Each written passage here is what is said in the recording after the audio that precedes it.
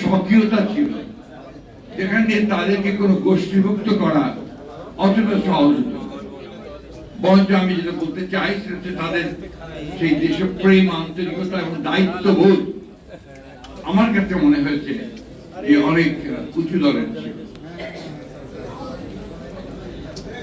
বর্তমান প্রেক্ষাপটে সংবাদপত্রের স্বাধীনতা নিঃসন্দেহে আগের চেয়ে বেড়েছে, এবং আমি আজকে যেটা পত্রিকায় দেখলাম যে আন্তর্জাতিক আপনার মানদণ্ডে প্রায় 16 স্বাধীনতা বেড়েছে। সমস্যাটা দেখা যায় তখনই যখন দেখি আমরা কোন কোন সংবাদ মাধ্যম গোষ্ঠী বলবো আজকাল, কারণ এখন তো গোষ্ঠী হয়ে গেছে, তারা আরেকটা গোষ্ঠীকে আক্রমণ করে এবং বিভিন্ন ভাবে আক্রমণ করে। কোন কোন জায়গায় তাকে দেখা যায় যে কোন কোন রাজনৈতিক গোষ্ঠীও সেটার সঙ্গে যুক্ত হয় এবং বিভিন্ন রকম রাজনৈতিক কর্মসূচিও প্রদান করে। আমি জানি না যে একটা গণতান্ত্রিক সমাজে, একটা মুক্ত সমাজে এটা কতটুকু গণতন্ত্রকে শক্তিশালী করতে সাহায্য করে। আমরা তো পুরনো মানুষ, আমরা গণতন্ত্র বলতে বুঝি যে সকল মানুষের কথা বলার স্বাধীনতা, তার ভোট দেওয়ার স্বাধীনতা, সে নিজে একটা চিন্তায় বিশ্বাস করে সেটার স্বাধীনতা, একই সঙ্গে অন্যের যে চিন্তা করার স্বাধীনতা সেটাকেও সে সমানভাবে মর্যাদা দেয় এবং সহনশীল থাকে। আমরা বুঝি যে সংবাদপত্রের স্বাধীনতা, সংবাদপত্র যা বলতে চাইবে, মাধ্যম যা বলতে চাইবে সেটাকে গ্রহণ করা বা পছন্দ না হলে সেটা সম্পর্কে কথা বলা সব ঠিক আছে, কিন্তু সেই সংবাদ প্রতিষ্ঠানকে উড়িয়ে দেওয়া, তার প্রতি আপনার মব জাস্টিস প্রয়োগ করার চেষ্টা করা, এগুলোকে অবশ্য আমরা আমাদের সেই পুরনো মানুষেরা আমরা গণতন্ত্রের মানদণ্ড হিসেবে দেখতে পারি না। এখন আমাদের কাছে 1971 সালের স্বাধীনতা যুদ্ধ একটা বিশাল ব্যাপার, ওটাকে কেন্দ্র করে আবর্তিত হয় আমাদের চিন্তা। এই জন্যে যে আমরা সেটার জন্য লড়াই করেছি, যুদ্ধ করেছি, প্রাণ দিয়েছি, দীর্ঘ 9টা মাস আপনার অবিশ্বাস্য রকমের কষ্ট মধ্যে দিয়ে পার করেছে। তাই সেই জায়গাটাতে আমরা কিন্তু কোনো আপোষ করতে চাই না। এটাকে অনেকে পছন্দ করতে পারেন, নাও করতে পারেন, তাতে কিন্তু আমি ব্যক্তিগত এবং আমরা এটাকে কিছু মনে করি না, কারণ দ্যাট ইজ মাই বেসিস, ওটাই আমার মূল ভিত্তি। এরপরে আমরা বহু আন্দোলন করছি, সংগ্রাম করছি, লড়াই করছি। আর বিএনপি হিসাবে আমি একটা কথা খুব জোর দিয়ে বলতে চাই যে আমার দলই তো প্রথম যারা সংবাদপত্রের স্বাধীনতাকে ওপেন করেছিল 1975 সালে। তার আগে একদিনের শাসন ব্যবস্থা বাকশাল হয়েছিল, সব সংবাদপত্র বন্ধ করে দেওয়া হয়েছিল।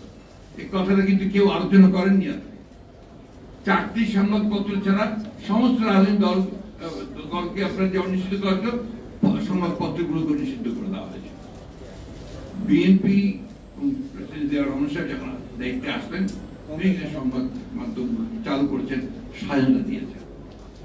আমরা বলি না যে আমরা একেবারেই আপনার ধোয়া তুলসী পাতা, কিন্তু এই কথা নিঃসন্দেহে বলতে পারি যে আমরা নিঃসন্দেহে সংবাদপত্রের স্বাধীনতার জন্য অনেক বেশি কাজ করেছি। আজকের যে আকাশ আপনার মাধ্যম, এটা কিন্তু আমাদের দ্বারাই শুরু করা, এবং অনেকগুলো মিডিয়া আছে যেগুলো আমাদের সময় তৈরি করা। আমাদের সময়ে সংবাদপত্রের এবং সংবাদ কর্মীর যে আপনার নির্যাতন, নিপীড়ন, এটা তুলনামূলক ভাবে নিঃসন্দেহে অনেক কম হয়েছে, আপনারা যদি সেটা দেখেন। এবং আমরা এখন পর্যন্ত যেটা বিশ্বাস করি, আজকেও আমাদের দলের চেয়ারপারসন একটা স্টেটমেন্ট বেরিয়েছে, আমি মনে করি এটা মুক্ত সংবাদ মাধ্যমের স্বাধীনতা চর্চার কিন্তু শক্তিশালী একটা ভূমিকা। আমি বক্তব্য দীর্ঘ করবো না, আমরা একটা ট্রানজিশনাল পিরিয়ডে আছি, অনেক রকম ঘটনা চলছে, অনেক রকম টানাহেঁচড়া চলছে। তবে একটা কথা কি, যে গণতন্ত্র যদি আমরা সত্যিকার অর্থেই প্রতিষ্ঠা করতে চাই, গণতান্ত্রিক সমাজ গড়ে তুলতে হবে, চিন্তা ভাবনাগুলোকে গণতান্ত্রিক করতে হবে। আমি মনের মধ্যে চিন্তা করবো যে আমি যা বলবো সেটাই সঠিক, তাহলে সেটি কিভাবে আমরা গণতন্ত্রকে চর্চা করতে হবে সক্ষম হব না। একইভাবে সংবাদ মাধ্যমগুলোকে তারা আমার কথা বললে ঠিক আছে আর আমার কথা বললে ঠিক নেই, এই চিন্তা ভাবনাও কিন্তু আমার গণতান্ত্রিক যে চর্চা সেটাকে শক্তিশালী করবে না। সংকটটা কোথায়? সংকট যে গণতন্ত্রই তো নেই। 15 বছর ধরে তো লড়াই করলাম সেই জন্যে, গণতন্ত্রের উত্তরণের জন্য। 24শে জুলাইয়ে ছাত্র জনতার উত্থানের মধ্য দিয়ে তাদের জন্য সম্ভব হয়েছে একটা ফ্যাসিস্ট রুলারকে, রেজিমকে সরিয়ে একটা সুযোগ সৃষ্টি করার, যে সুযোগে আমরা একটা গণতান্ত্রিক ব্যবস্থা শুরু করতে পারি। পোটেনশিয়ালটা দেখা দিয়েছে, সম্ভাবনাটা দেখা দিয়েছে। রাতারাতি হয় না, গণতন্ত্র প্র্যাকটিসের জিনিস, ওটাকে চর্চা করতে হয়। যেমন আপনার একটা গাছকে যখন বড় করতে হয় তাকে নিয়মিত পানি দিতে হয়, চর্চা করতে হয়। সেইভাবে আমি হঠাৎ করে বললাম যে গণতন্ত্রকে আমি করে ফেললাম, সেই গণতন্ত্র হয় না। আরেকটা কথা, গণতন্ত্র হয় না, এটাই করতে হবে, এটা ছাড়া অন্য কোনো কিছু হবে না। এই যে মানসিকতা, এই মানসিকতা কিন্তু আমাকে গণতন্ত্রকে চর্চা করতে দেবে না। আরেকটা জিনিস সবচেয়ে বড়, জনগণের উপরে আস্থা রাখতে হবে, তার চিন্তা ভাবনা, তার রায়, তার মত, তার উপর আস্থা রাখতে হবে।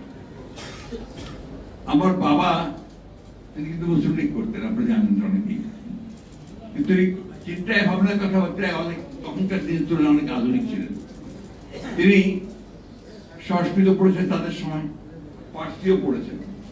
তিনি বলতেন যে আমাদের বেশিরভাগ মানুষের মধ্যে একটা প্রবণতা আছে পার্সিতে, উনি বলতেন হাম চু ডিগানিস্ট, আমি ছাড়া আর কেউ নেই, আমি সব।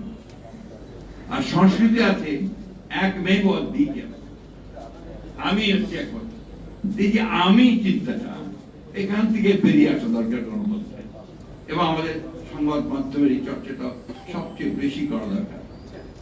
কোন কোন সংবাদ মাধ্যম আছেন ভাবছেন তারাই যা বলছেন ওটাই সঠিক, ওটার বাইরে কেউ বলতে গেলে তিনি হয়ে যাচ্ছেন ফ্যাসিস্টের দোষর, অথবা ভারতীয় দোষর, অথবা আওয়ামী লীগের দোষর।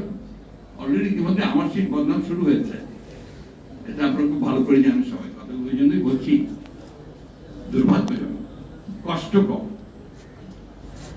আমরা